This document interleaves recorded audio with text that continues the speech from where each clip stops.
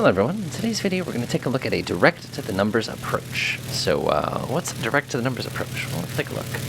So let's say we're flying into an international airport. In this case is Portland International Airport up in Maine in the United States. And there's a bunch of jet traffic all trying to scoot in here and kind of do their landing thing. And we're sitting here in a little Cessna 182 and we really need to get on the ground. So assuming the wind is coming from this direction, we would normally be using this runway here.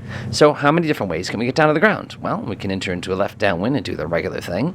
We can get vectored kind of around the city of Portland and then come swinging down here for a normal, typical landing. Or we could get the everybody's favorite, the short approach, which we'll do within a different video. Or we could get the direct to the numbers approach. So direct to the numbers means we're going to point our plane right at these numbers and we're going to use this as our pivot point.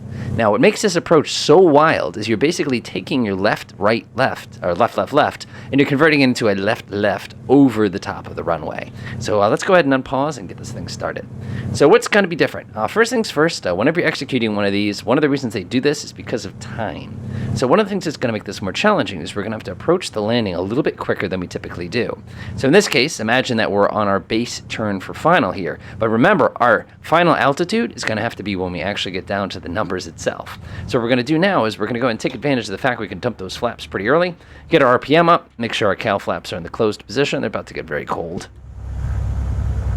And we go ahead and pretend as if that little point we see at the end of the runway is our actual point that we're going to be landing. Now notice our little crosswind here is making things a little bit interesting. Like I said, we're not landing in the correct direction right away.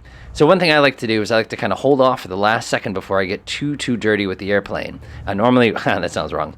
Normally what we do is approach at about 65, but like I said, I'm keeping my speed up, but I'm staying inside my flaps range. So what I'm going to do is I'm just going to aim at those big old numbers, and we're just going to go ahead and get ready for the rest of the landing. Now this is where it's going to get very dangerous, and this is what makes these approaches kind of funky. It's the fact that we're not trying to land on the numbers here. And the other thing we're trying to do is remember this plane is at maximum dirty right now. So when we execute this turn to a landing, we have to be extremely mindful that we're coordinated and we really don't want to start getting slow or pulling more G's than we actually need to pull. So there's my turn.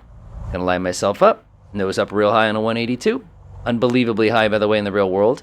And we're down on the ground. So you can see what we did there is we basically took the regular approach and we compressed it down to a much smaller piece. And you can see here I am sitting there on the ground, and thankfully I skipped that runway. My usual taxiway is going to be the one up here anyway, so I'm pretty happy about that.